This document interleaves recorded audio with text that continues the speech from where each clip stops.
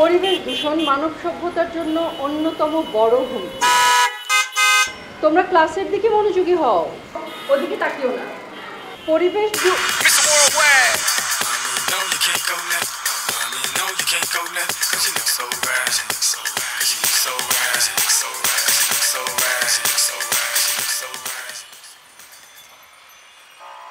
Ma'am, শব্দে আমরা কোনোদিনও একটা ক্লাসও ঠিকমতো করতে পারি না। ম্যাম, আমাদের পড়ালেখায় ভীষণ ক্ষতি হচ্ছে। আর আমি তো পড়তেই পারি না, প্রতিদিন বাসায় যে আমার খুব মাথা ব্যথা করে। এর জন্য একটা কিছু করা দরকার ম্যাম। শব্দ দূষণ শিশুদের জন্য অত্যন্ত ক্ষতিকর। এতে যে শুধু তাদের পড়াশোনার ক্ষতি হয় তাই নয়, শিশুদের মনের উপরও চাপ পড়ে। ম্যাম, আমি তো আজকাল কানেও কম শুনি। আহা, এটা হাসির কথা নয়, কথাটা সত্যি। এক নাগারে অনেকক্ষণ উচ্চ শব্দের মধ্যে থাকলে আমারও শুনতে সমস্যা হয়। তাহলে আমরা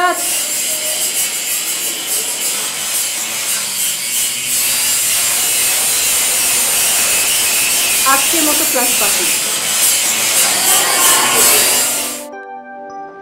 আসবো ম্যাডাম? হ্যাঁ, এসো।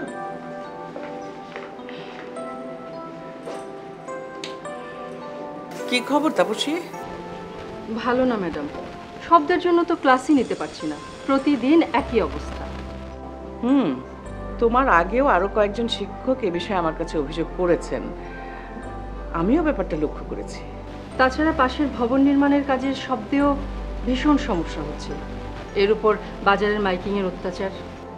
আমি অন্য শিক্ষকদের অভিযোগ পেয়ে এদের সাথে কথা বলেছি, নিষেধও করেছি, কিন্তু কাজ হয়নি। আজ তো বাজারের গানের শব্দে ক্লাসের দরজা জানালা বন্ধ করেও ক্লাস নিতে পারলাম না। দেখি কি করা যায়। কাল বিকেলে স্কুল ছুটির পরে এদেরকে নিয়ে একটা মিটিং ডাকবো ভাবছি। তুমি ছাত্রছাত্রীদেরকে নিয়ে এসো, ছেলে মেয়েদের মুখে সমস্যার কথা শুনলে যদি তাদের বোধোদয় হয়। জি ম্যাডাম।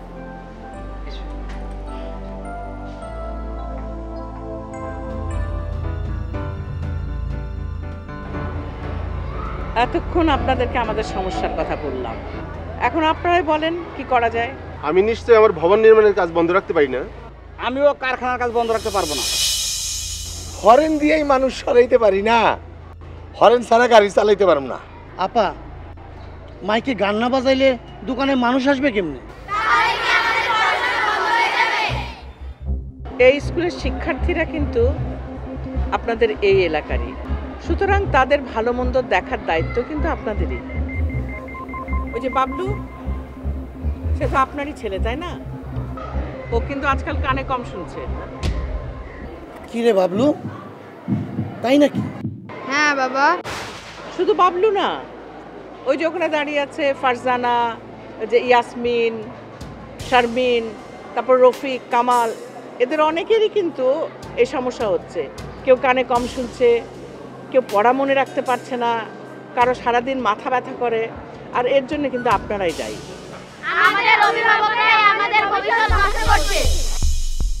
আমরা তো যা করি আমাদের বাচ্চাদের ভালোর জন্যই করি। আপনার সন্তানদের ভবিষ্যৎ তো আপনাদের হাতে। কিভাবে?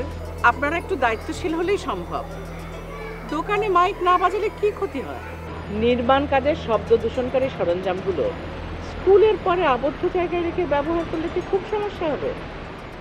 তাছাড়া হর্ন বেশি না বাজানোর ব্যাপারেও তো সবারই সচেতন হওয়া দরকার। আমি আজকে থেকে পারতপক্ষে হরেন ব্যবহার করুন না। আমিও লাউড স্পিকারে গান বাজাবো না। আমি চাই না আমার জন্য আমার ছেলের কানে শোনার ক্ষমতা নষ্ট হোক। আমি স্কুল চলাকালীন সময় অনেক জোরে শব্দ হয় এমন ভারী কাজ বন্ধ রাখবো। আর যদি ভারী কাজ করতেই হয় তাহলে বাইরে যাতে শব্দ না যায় সেজন্য একটা বদ্ধ স্থানে কাজ করব, অথবা শব্দ নির্গোধক ব্যবহার করব। তাহলে তো আমাদের সবার জন্যই ভালো হয়। শিশুদের জন্য শব্দ দূষণমুক্ত পরিবেশ তৈরি করা আমাদের সবার দায়িত্ব। আমরা যদি একটু সচেতন হই তাহলে তো সেটা সম্ভব।